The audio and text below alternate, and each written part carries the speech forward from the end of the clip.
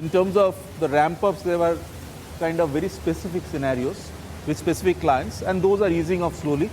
But overall, we are very optimistic about BFSI. This is one vertical, one industry where we are very strong, we are very focused, and overall, if you talk about innovation, this is one industry where the innovation happens right up front. So we are very hopeful and we continue to be very optimistic about BFSI. So no cuts in spends or no like a massive budget cut or anything that you're witnessing, right? We have not come across any budget cuts. We have not come across any major cancellations. The only thing which we have come across are slowdowns. And as I said, we kind of live in a very paradoxical times. There are deals which we have won, but we are not able to ramp up the way we wanted. So those are the things which we hopefully they will ease out over a period of time. But otherwise, I don't think there is anything to be concerned about.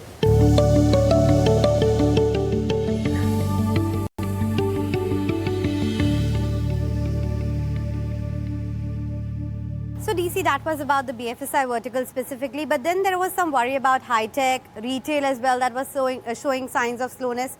Does that continue?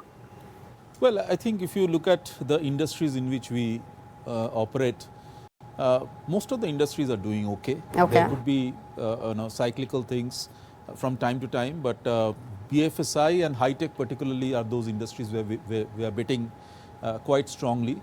Even if you look at manufacturing and even if you look at consumer goods, it's a lot of focus right now. So overall, I don't think there is any concern in terms of specific industry. There could be some slowdowns from time to time, but overall we are in a good place. So structurally, there is no slowdown. There could be transient issues, but sure, go on. No, it is a transient. I would say it's a transient thing which we are seeing, but I can only say that it's a very interesting time where every client is behaving in a different way, and even within the same industry, two clients are not behaving the same way. But we are dealing with that. Well, I'm sure LTIMindtree knows how to deal with that because you've been doing that for many, many years. But just, coming back to the point, apart from BFSI, North America is also a very important vertical for you, right? Given the fact almost 70% of the business comes from there. And there at the start of the year, we had seen the sudden drop in terms of business. People were not spending too much. But has it changed now? Because all that, worry about a hard landing has changed to soft landing, to probably no recession. Are things incrementally getting better? Well, I think North America continues to be a strong market for us. I think what we have to understand is the kind of deals that we are working on have changed. If I look at a year back or even 18 months back, most of the deals that we are working on were transformation. And and through the pandemic, the transformation kind of accelerated. But in the last 1 year, we have seen that most of the deals are kind of cost takeout or efficiency led. So that's the only change that we have seen. If I look at my pipeline right now, most of my deals are led by efficiency. But there is also an interesting phenomena that's happening. Many of the clients who have been doing a lot of transformation, they don't want to completely stop the transformation. They want to slow it down, but at the same time they are looking at cost efficiency or cost takeout or efficiency deals, which will kind of help in terms of funding the in-flight transformation. So that's the interesting phenomena that we are seeing right now, and there are quite a few deals that we have already won in that area, where we are not only helping the client in terms of the efficiency, but also helping in terms of funding the in-flight transformation through the efficiency measures. And that's something which is happening in North America as well.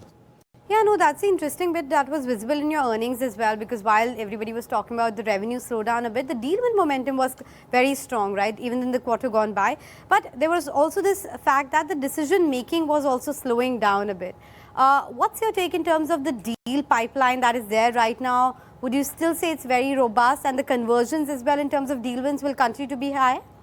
Well, if you look at overall deal pipeline, I would still say it's very robust up to our satisfaction. But we have to also understand the opportunity that we have. The opportunity that we have is post the merger, LTIMindtree becoming one single entity. And again, if you look at the overall vision that the group has, Mr. Nayak has, SN Subramaniam has, we have been always talking about how do you mine the clients, how do you build strategic logos, and that can only happen through cross-selling and upselling. And that's what we have been focused on, and that's working out very well. So when you talk about deals, you have to look at both the aspects. And I think, yeah, the overall we may not be seeing a lot of large deals being shaped up, but we can shape some of the large deals as we go along with our existing clients. That's interesting, but given the fact that you're now looking at larger kind of deals, and LTIMindtree, as you said, together is now seeing a lot more, it has become eligible for a lot bigger deals, but that's opened up a lot of competition as well. And now you're not just competing with, let's say, just the top 5 in India, but globally as well, Cognizant, Accenture and the likes, and everybody else as well. Does that mean that pricing is becoming a bit of a problem for the industry? Competition is high, limited amount of deals? Well, first of all, even when we were erstwhile Mindtree and erstwhile LTI, you were still competing with the biggies. We were still competing with the, so there's no change in that. It is just that we are much more formidable as we are at this point of time in terms of size and scale and capabilities that we have brought together. But I don't think there is anything to, at this point of time, there is anything to worry about pricing per se. It's fairly stable. So then fair to say that 17 to 18% margin band by the end of the year? Well, we have said the 17 to 18% exit rate. That's what we are aspiring for. By end of this, by Q4, and we have a plan. We have a very specific program within the organization to improve the margin, and that's why we have made a commitment that 200 basis points over the next 4 to 5 years. We are pretty much on track. Okay, so you talked about 17 to 18% margin. You're on track to that, but there was also this aspiration of $10 billion, right? Right now, what you're sub $5 billion. When do you see that happening? 2030? Well, I think it will be before that, but the aspiration holds still, the aspiration is very much there. And again, it's the aspiration of the group, our group chairman and Mr. A.M. Nayak, our group CEO, Mr. S.N. Subramaniam. I think they have very clearly articulated this plan. And they've given you this target that DC you have to achieve this target, right? I think, it is not me, it's me and my team who have to get it done. And I think it's achievable. And if you look at the overall aspiration they have been very supportive in terms of what we have done so far and what we want to do. And I think this 10 billion mark has to be a combination of organic as well as inorganic. And I'm very confident that given the credibility that we have in the marketplace and the credentials that we have, I'm sure we can do it over a period of time. So you've baited me with 2 questions. First up, you're saying earlier than 2030. So what, 2028, 2025? It's earlier than 2030. That's all I'm getting from you, right? Well, it depends on, as you can understand, the industry has gone through a very tough year. So you don't have those controls. But you need to still have an aspiration, you need to set a goal. And that aspiration is pretty much there. In fact, right now as we speak, we are working on a strategy in terms of how to get there. Now, if you have a strategy, then you need to execute to that strategy as well. And now there could be ups and downs, there could be slowdowns, but overall we will be on target in terms of, we will definitely have an aspiration to get there.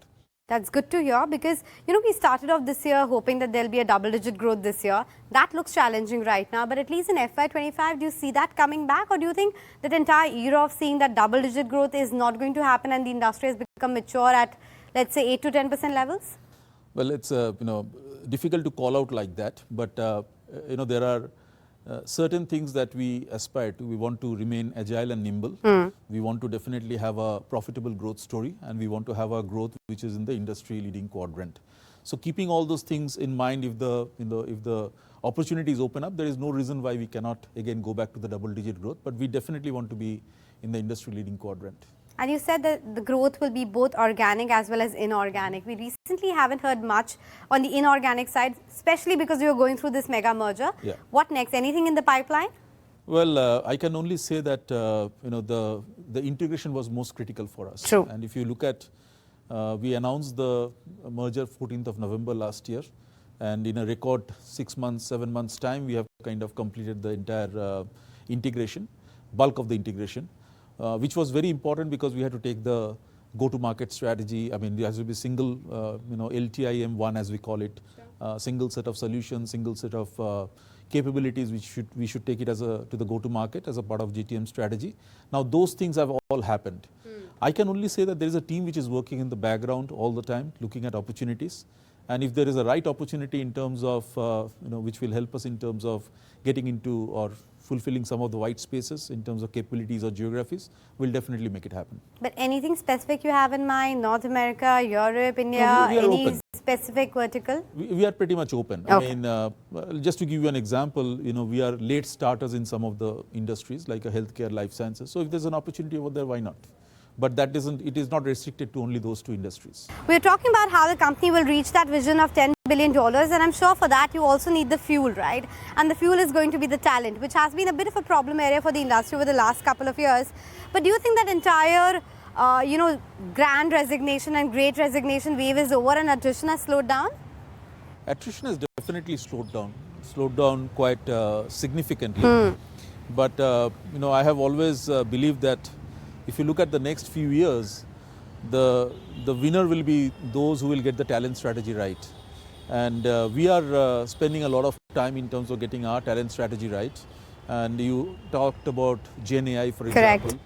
So we have programs launched within the organization where we are going to train everybody on Gen AI.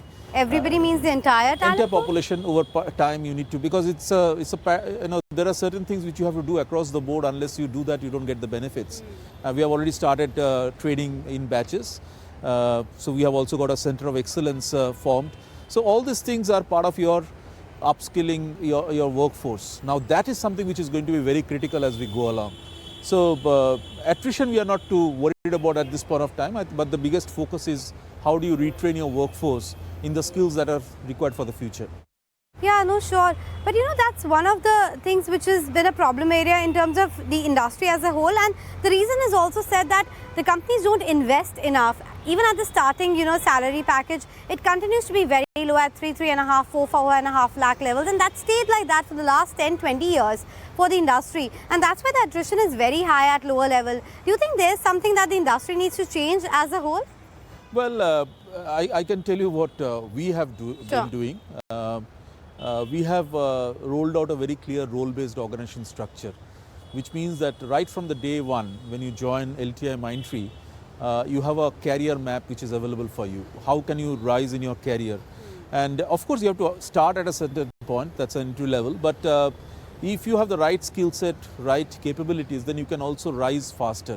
So that's something which we feel as being a role-based organization can help in terms of helping people to rise, helping people to flourish if they're the right people, if they have the right capabilities, and if they can unlearn and relearn new things, if I can say so.